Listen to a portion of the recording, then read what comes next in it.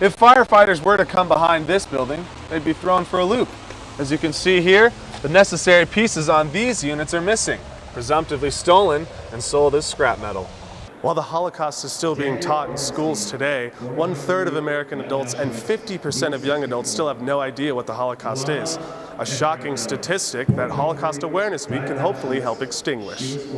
The Churchill trial may be front-page news and a hot topic all over Colorado, but do students know what's going on in the trial? No, I have no idea. Absolutely nothing. Is it the... Not really, no. The name is familiar, but I don't remember or recall anything about it. I think at Churchill, I think like history, you know, like Winston. With the semester coming to a close in less than a month, students have bigger concerns like studying for midterms and, well, Facebook.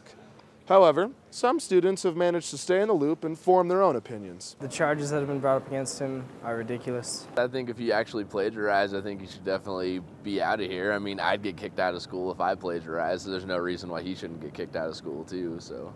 The Churchill controversy blew up nearly 4 years ago, so students today may feel disconnected to the issue altogether. Chad Neidt, NewsTeam Boulder.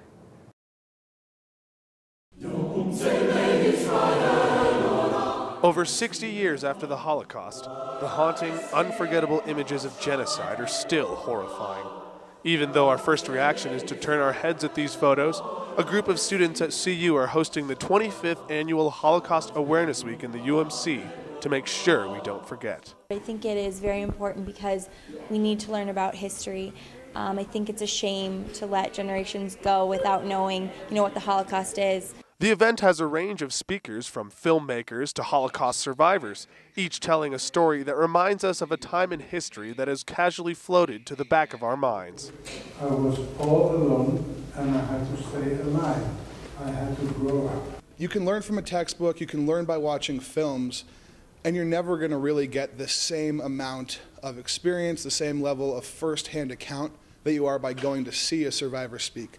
And that's really what Holocaust Awareness Week is all about. So far this week, hundreds of students have attended the events, with lines out the door to get in and have an anti-textbook experience. Hello. In addition to multiple speakers, every day students have volunteered to read off the names of those who died in the Holocaust as a living memorial in the UMC lobby. Paula Kapetz, born in Hungary, died in Auschwitz. While the Holocaust is still being taught in schools today, 1/3 of American adults and 50% of young adults still have no idea what the Holocaust is. A shocking statistic that Holocaust Awareness Week can hopefully help extinguish. Students fueling the event have put chalkings all over campus that outline facts about the Holocaust. While it may seem like old news, to many at CU, the Holocaust is one subject that can never get too much attention. Chad Neidt, NewsTeam Boulder. This is Ruler. He is one of several Greyhound dogs currently camping out in the living room of Jody Laughlin. Jody runs a Greyhound foster home from her house in Highlands Ranch, where she helps former speed racers like Ruler adjust from track life to home life. Teach them to go up and down the stairs, teach them about things like patio doors and mirrors so they don't run into them. The reason behind this is for most of their lives, many Greyhounds have been trained to focus on one thing, the finish line. Ruler has been brought up in an environment without sliding glass doors, other animals, house noises, and the S word. Let's see what you do. Come on. Stairs. Come. Good boy. Can you come on? Come some more. Come. Okay, he's a little shy with it, so I'm just going to actually help him. Move him up a little.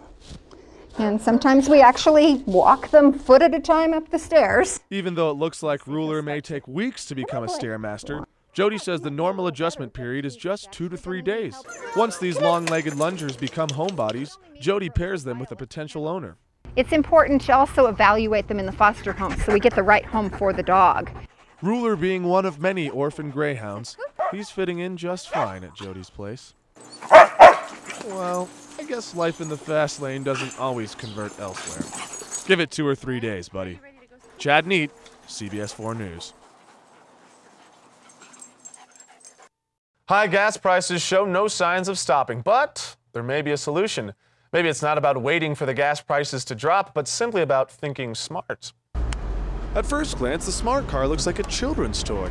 Well, it's a little bigger than that. The car is a little over 8 feet long, a little over 5 feet wide, and about 5 feet tall.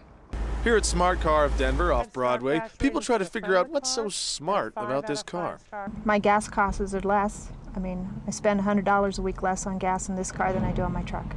Owners like Mary Ellen Hornbacher have reported getting 40 miles to the gallon on their smart cars, which is nearly double what an SUV gets. The car is priced as low as $13,000.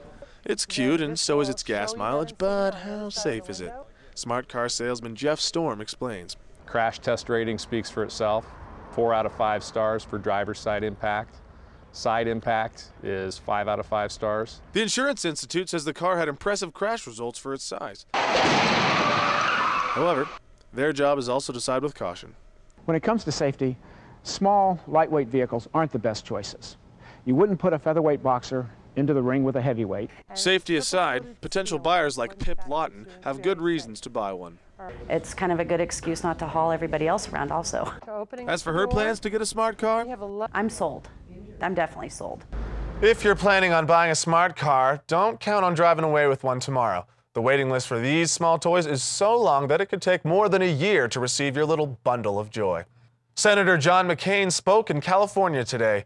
He began by talking about energy and what he believes is necessary. So offshore drilling is something we have to do. I'm sorry that Senator Obama opposes it. McCain spent time in a state that usually votes Democratic. In California, John McCain is behind in a field poll by 24%. All-star quarterback Brett Favre announced his retirement from the NFL yesterday. Just kidding. But seriously, he's retiring. Maybe. After 18 seasons in the NFL, 17 with the Green Bay Packers and 1 with the New York Jets, Brett Favre plans on being out for good. Favre told ESPN that he realized his shoulder could no longer work like it used to. He blamed some of his mistakes from last season on his shoulder problems as he completed the same amount of touchdown passes with the Jets as he did interceptions. Because of this, he feels he can finally hang it up. Even though last year Brett announced he was retiring and months later was reinstated into the NFL, Favre told the media, "I have no reason to wonder why they would be so skeptical."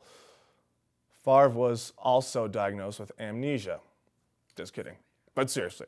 The Avalanche played and lost to their favorite rival, you guessed it, the Detroit Red Wings. Here we go. Highlights coming at you. Beginning of the game, Lyles gets it and he shoots from deep, scores, Avs are up 1-0.